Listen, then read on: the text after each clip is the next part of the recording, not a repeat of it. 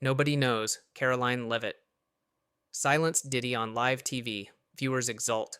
The lights were low, the bass heavy track thumping through the studio like a war drum. Welcome to Diddy. After Dark, a talk show known less for its insight and more for its spectacle. The walls shimmered with LED panels purple and gold like royalty on steroids. Smoke hissed from the stage corners as the crowd roared phones aloft. And tonight was special. Karoline Leavitt, one of the youngest rising figures in American politics, stepped onto the set with heels clicking and eyes forward. She was here to talk about education reform, youth engagement, and the policies that would shape the next generation. But that's not what Diddy After Dark wanted. Across from her in a throne-like velvet chair, Sean Diddy Combs leaned back with a smirk that had sunk 1,000 reputations. He wasn't just a music mogul tonight. He was the master of ceremonies, the trapdoor beneath any guest unwise enough to believe they were in control.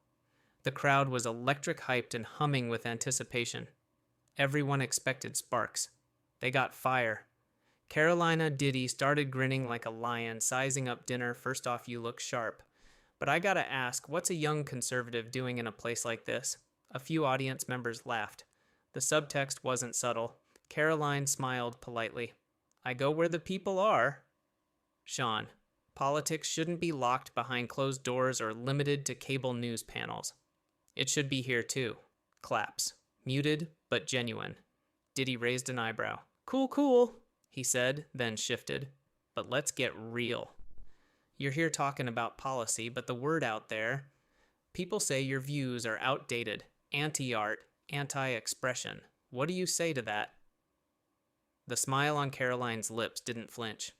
Art is essential, but so is structure. A society without moral guardrails isn't edgy, it's chaotic. Ooze from the crowd. Diddy chuckled. Sounds like censorship to me. Sounds like accountability to me. The tension sharpened. Diddy leaned forward, now abandoning the faux chill. You ever think maybe politics shouldn't tell artists how to feel or what's appropriate? You ever think your side's just scared of voices that challenge the norm? Caroline shifted in her seat. I don't fear challenges, Sean. I fear a culture that's forgotten how to have standards. It wasn't shouted. It didn't need to be. The line dropped like a bomb. The audience stirred, some clapped, others booed. Diddy saw his opening. So you'd ban music like mine? Did I say that feels like it? Caroline sat taller. I'm not here to feel. I'm here to think, to debate, not to throw shade or take shots. Diddy laughed loud and theatrical. Girl, you walked into Diddy After Dark. Shade is part of the lights. The crowd erupted. It was a line rehearsed for television, not truth. Then came the pivot, the ambush. You talk about values, but how do you justify backing people who tear others down in the name of tradition? How do you, Karoline Leavitt, reconcile calling for unity while working for politicians who divide? Caroline blinked. A pause. Then unity doesn't mean silence, it means engaging. And yes, I've worked with controversial figures, but I also speak for myself. You invited me, not a party platform. Well said, Diddy nodded, almost impressed. But here's what bugs me. You come into my house talking about structure, order, control. But isn't control what we've been fighting against since the first beat dropped? Caroline inhaled. No. What you've fought against is being silenced, and I respect that. But there's a difference between silencing and disagreeing. I'm not here to shut you down, I'm here to stand up. And she did. Literally. The crowd froze. Diddy raised both eyebrows. You gonna preach now? He smirked. No, I'm gonna set the record straight. Caroline looked out at the crowd. I came here to talk about policy. You turned it personal. You attacked my character, my motives, and my generation's place in the future. So here's my truth. I'm not anti-art, I'm anti-apathy. I don't hate your voice. I hate when voices like yours are used to crush conversation instead of creating it. Diddy's grin wavered. The crowd murmured. She continued, voice steady. This isn't about left or right. It's about up or down.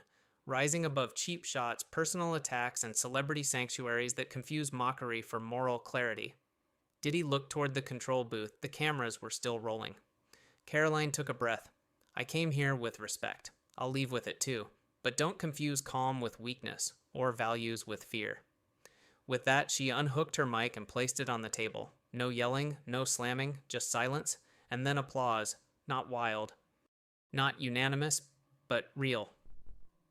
She turned and walked off stage, and Diddy After Dark would never feel quite the same again.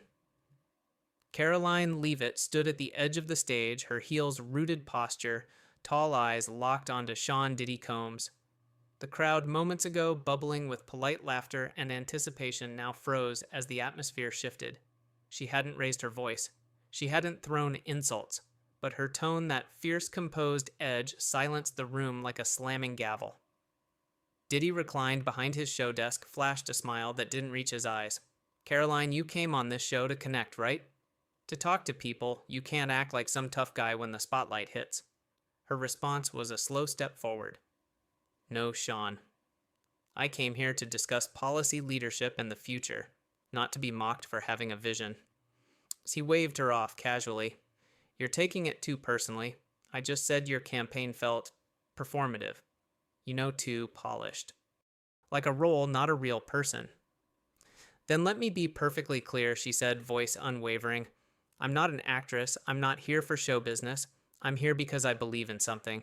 And just because I'm young, female, and unapologetically conservative doesn't give you license to turn me into late-night content. The audience murmured. Diddy leaned in. Come on, Karoline. This isn't Congress. It's TV. You know what people tune in for. Drama, humor, realness. Karoline blinked slowly. Then maybe your show should find someone else to humiliate because I'm not playing along. Behind the cameras, his producer gave the go to commercial gesture. Diddy waved it off. No, this is real. This is good. Karoline didn't flinch. What's good, Sean? That you're using your platform to question a woman's seriousness because you don't agree with her politics. He shrugged, mock innocent. I'm just saying your background in media relations, not legislation. Maybe you should stay in your lane before lecturing the country on governance. The insult lingered. She took another step closer. Let me ask you something, she said coolly. How many artists have you shut down when they talked politics from your couch? How many actors, rappers, influencers have you indulged while they shared every unverified opinion under the sun? But a former White House staffer, a congressional candidate, make you uncomfortable. He opened his mouth to retort, but she didn't let him. No, what makes you uncomfortable is that I'm not bending to your format. That I'm calling out the exact manipulation you built your reputation on, grinning, poking, waiting for the explosion so your audience can tweet about the train wreck. The studio was dead silent now. Even the band looked unsure. Karoline continued, You don't want the truth, you want spectacle. But here's the truth you weren't ready for, you are the spectacle. You, Sean, are a media manipulator with a script in one hand and a smirk in the other. Diddy's face twitched. Now that's just wrong, she cut in. Mean, unfair. Welcome to the experience of every conservative who's ever sat in that chair. The audience stirred. Some clapped. Others sat frozen, unsure of the new script. She straightened. I knew what I was walking into tonight. I knew this wasn't going to be an honest conversation. But what I didn't expect was the level of disrespect masked as casual banter. He leaned back, arms crossed, smile gone. Let me ask you something, Karoline. You think people are tuning in to hear you preach? This is entertainment. That's the game. Don't like it. Don't play. She stepped fully into frame, now center stage. I didn't come to play. I came to lead. But you've made an empire playing with people's lives. You sit there every night and mock values. You don't understand, ridicule beliefs you don't share, and act like it's all harmless fun. Another pause. Another silence. Then she added, It's not fun when the stakes are real, when public trust is eroding, when truth is a punchline. Diddy sighed heavily. Look, we can cut this part. Reset. Talk about your platform. Do it your way. Karoline shook her head. No resets, no edits. You wanted authenticity, here it is. She turned toward the audience. Ladies and gentlemen, this is not a meltdown. This is a wake-up call. For too long, figures like Sean here have used humor as a shield against accountability, but accountability is coming. Cameras caught the shift. Her hands weren't trembling. Her jaw wasn't clenched. She looked resolved. The youth in America, she continued, deserve better than mockery. They deserve voices who will stand up even in hostile rooms and speak plainly. Diddy tried one last angle. You know how this ends, right? They'll call you dramatic, overreacting, emotional. She turned back. Let them. History isn't made by the people who stayed quiet to look polite. He leaned forward softer now. You know you're braver than most, even if I don't agree with you. She nodded finally, letting the moment cool. I don't need agreement. I need respect. And if that's too much to ask on a national stage, then maybe we've already lost more than we realize. There it was, a flicker of something real, maybe even regret. As the commercial finally rolled and the studio lights dimmed, the internet was already exploding. The Karoline Leavitt Diddy trended within minutes. Commentators on both sides scrambled to frame what they had just witnessed. Some called it a breakdown, others a breakthrough.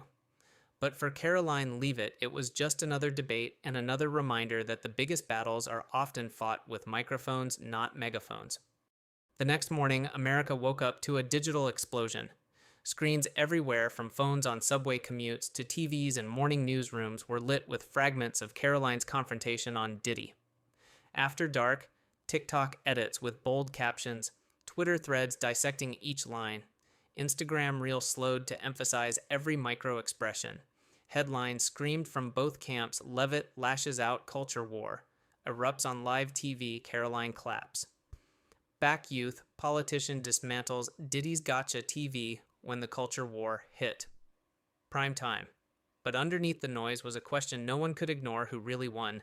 CNN aired a 6-minute segment titled The Collapse of Civil Discourse, showing Karoline's speech in full, followed by a panel split straight down the ideological middle. One guest called her a rising icon of reason. Another called her performative and calculated. On Fox News, she was a hero. Clips ran on loop: her call for accountability, her takedown of celebrity sanctuaries, her refusal to bend. Sean Hannity called her the next star of the Republican Party. MSNBC dissected her language, calling it coded, rehearsed, and cloaked in rhetorical martyrdom. But it wasn't just media insiders who were talking. High schoolers posted reaction videos. University students debated in campus forums. Political TikTok lit up. On Reddit, entire subthreads emerged titled things like Karoline was right and Diddy got what he wanted ratings.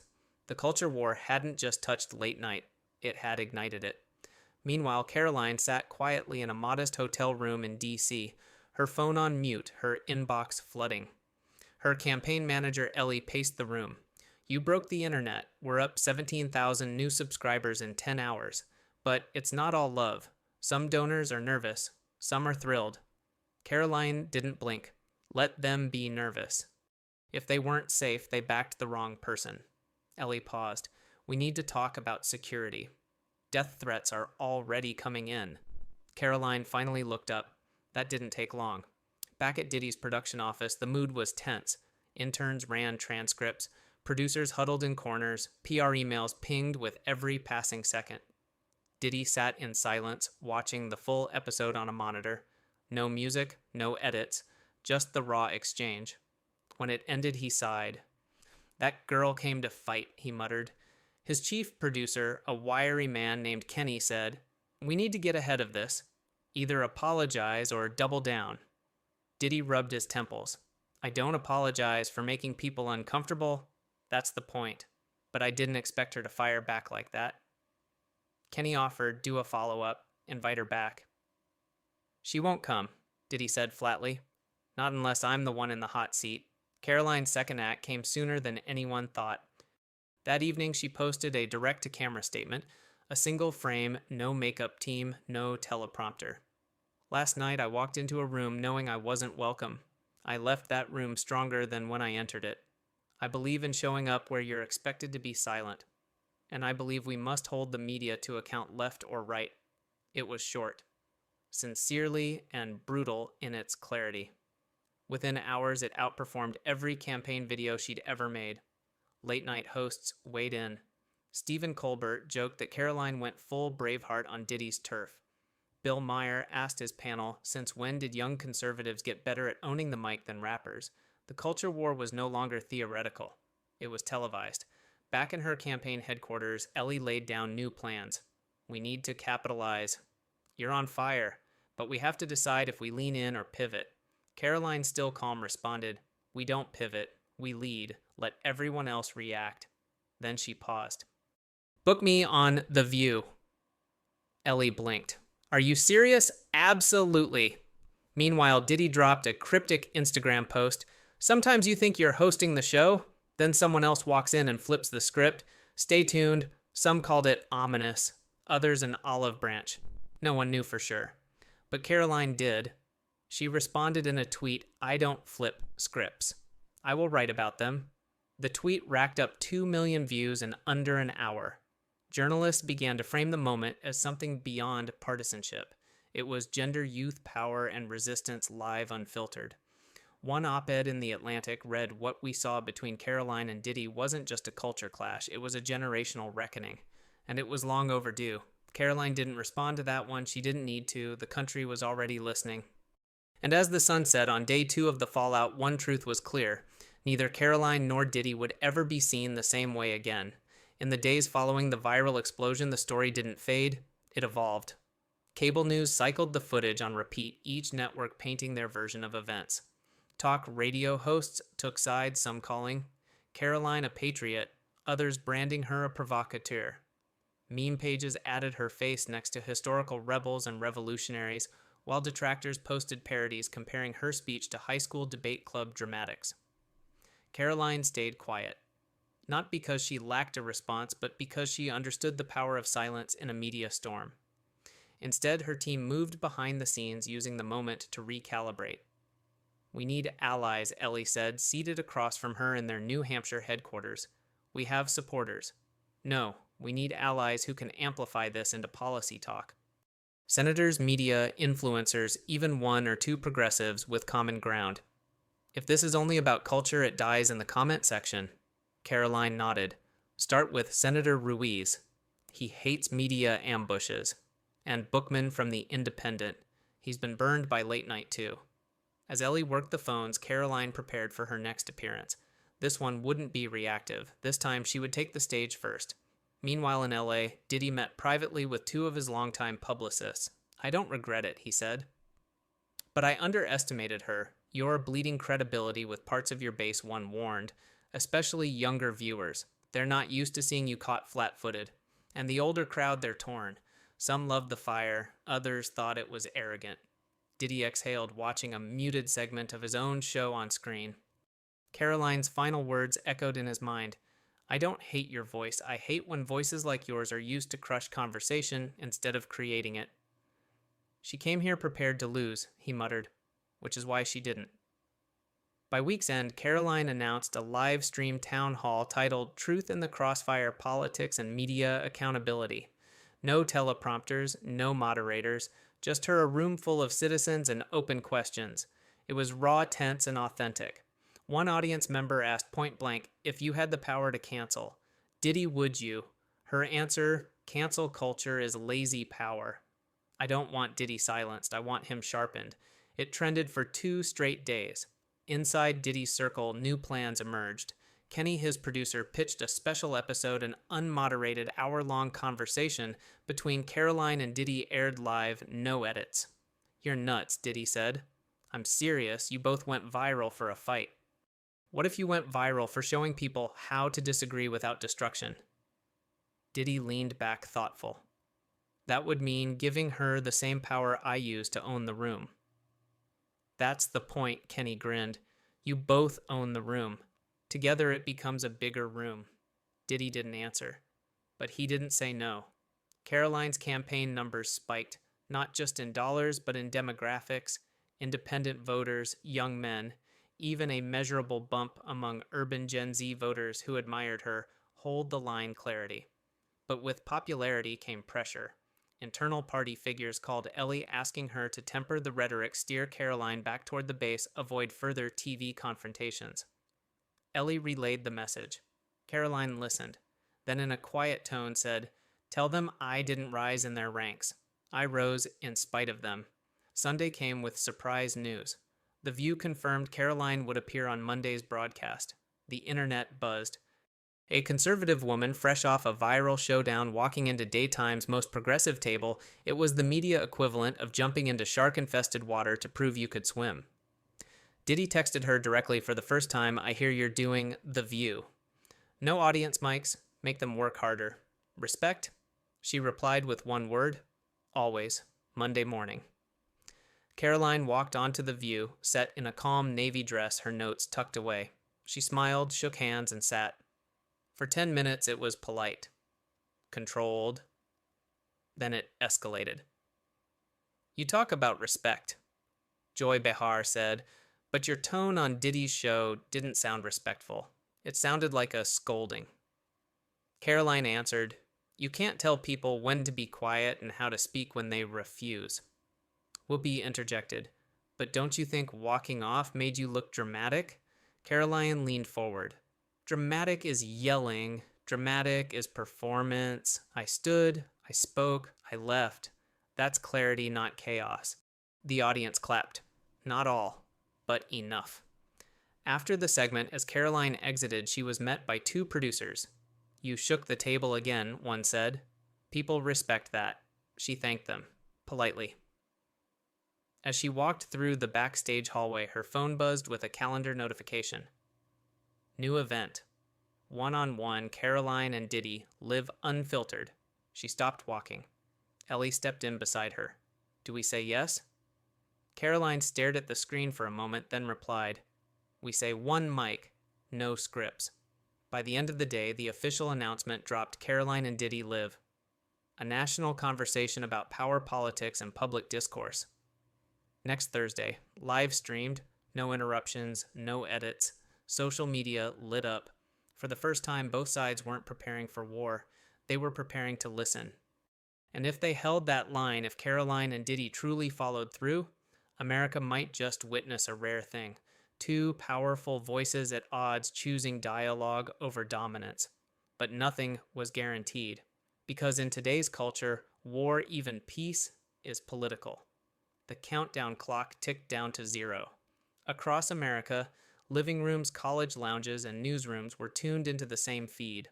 Not since the Kennedy-Nixon debates had a political event cut through so many demographics at once. YouTube, cable, Twitter livestream, Facebook watch. Even TikTok hosted highlights in real time. The screen flickered. 2 chairs, 1 camera, no moderator, just Karoline and Diddy.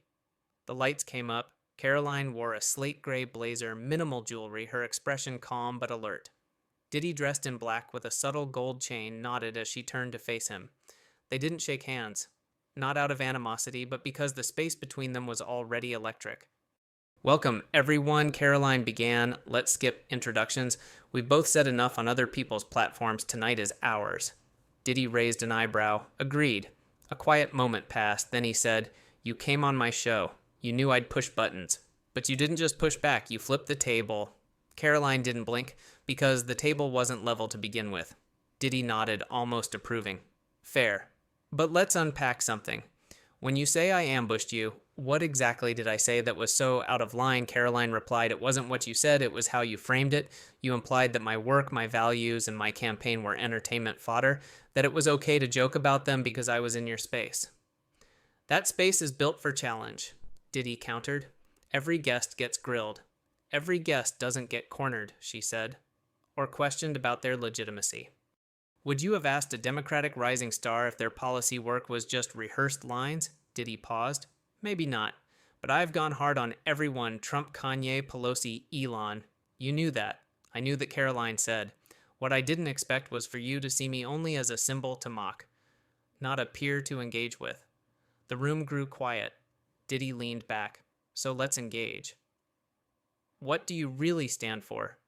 Karoline met his gaze. Freedom, accountability, reform, and a culture that doesn't treat people like content. You think I treat people like content? I think you have, because content gets clicks. People need space to speak. He scratched his chin. So what would you have done in my chair? I would have asked about impact, she said. About ideas, not rumors, not tone policing. But what I believed and how I planned to act. So ask me now, he said. She tilted her head. Okay. Why do you think entertainment figures should lead political thought? Diddy grinned. Because they already do. Music, film, sports. These are cultural pressure points, and politics is downstream from culture. Then what responsibility do you bear when you joke about serious policy issues? He sobered. A lot more than I used to think. The chat stream below the broadcast surged with activity. Some were shocked, others were impressed. The tone wasn't combative, it was reflective. Two combatants were becoming conversationalists. I don't hate your show, Sean Karoline said, but I hate what it sometimes chooses to be. And I don't hate your politics, Diddy replied. I hate how they sometimes ignore people like me. Karoline nodded. Then let's talk about that. What's being ignored? Systemic imbalance, policing, education access, generational wealth gaps. And do you believe my generation is blind to that? I think parts of it are too focused on canceling culture to see the roots of what needs healing. Karoline countered. And I think parts of yours mistake volume for value. Diddy laughed. Okay, that's good. The moment eased. Then came a sudden shift. Diddy said, Let me ask you this. What scares you? Karoline blinked. You mean personally? Yeah, not politically. Personally. She paused. Becoming what I stood against, she said, trading authenticity for applause, getting comfortable with power. Diddy's tone softened. I respect that. What scares you? She asked. Being irrelevant, losing the edge, becoming a parody of myself. Silence again. Karoline folded her hands. Then maybe we're not so different. Maybe not. 40 minutes in the broadcast had pulled record-breaking numbers, more than most cable shows that night, more than any of Diddy's solo episodes in a year. Ellie, watching from off-site, was floored. She's not just holding her own, she's steering this. Diddy's team whispered behind cameras. Kenny mouthed, let it roll. On screen, Diddy leaned in. You know there's a world where we could co-host. Real talk. Opposing views, same table. Karoline raised a brow. Would you give me your chair? He laughed. I'd share it. If you can handle the heat. I brought my own fire, she said. The final segment came with closing remarks. Karoline looked into the lens. We've turned politics into combat. We've turned disagreement into entertainment. I don't want to win arguments. I want to win back trust. Diddy followed. We need space where ideas don't mean enemies. This might be a start. They stood. This time they shook hands. The camera faded to black. Within minutes, Choctaw One Mic trended globally. Analysts scrambled. Newsrooms clipped highlights. Both campaigns got calls from outlets that had ignored them weeks earlier. But most importantly, two Americans with wildly different ideologies had managed to create something rare. A space where conviction didn't crush conversation. A table that for once wasn't tilted. And an audience that chose to stay not for scandal, but for substance. In the days that followed, the dust didn't settle, it expanded. Clips of Karoline and Diddy's conversation flooded every algorithm. Teachers shared it with students. Podcasts broke it down line by line. Even international media picked it up, calling it a rare American moment of civil dialogue. But behind the applause, new tensions rose. Karoline's numbers surged. Overnight, she gained 200,000 followers across platforms and a flood of small-dollar donations. Her team scrambled to convert attention into infrastructure. Offices opened in swing states. Interviews rolled in. But not everyone was pleased. Inside party circles, old guards grumbled. Too young, too loud, too independent. Donors whispered about discipline and message control. Karoline knew this game. If I have to choose between their comfort and the country's conscience, she told Ellie, I choose the latter. Every time. Diddy, too, faced a reckoning. Some longtime fans accused him of softening. Others praised him for evolving. And somewhere in the middle, his brand underwent transformation. One of his producers said it best, you didn't lose the fight. You changed the format, he leaned into it. A new segment was born, One Mic Weekly, where opposing guests sat without a host. Just conversation. It drew millions, but not all ripple effects were televised. College campuses launched initiatives inspired by the event Open Dialogue Forums, One Mic Nights, where students of differing views discussed instead of debated. A high school civics teacher wrote Karoline a letter, My students think differently now. They believe politics doesn't have to be a shouting match. Thank you. She framed it. Still backlash brewed. Commentators on both extremes claimed betrayal. Too friendly, too polished, not enough fire. Karoline answered none of them. Her statement was brief. I don't speak to echo chambers, I speak to America. As months passed, the cultural impact became clear. Universities invited both Karoline and Diddy to speak. Think pieces called their exchange a blueprint for post polarization politics. In polling data, one shift stood out. Trust in young leaders rose sharply among independents and first time voters. One campaign strategist whispered what others feared: she's not just a flash, she's the future.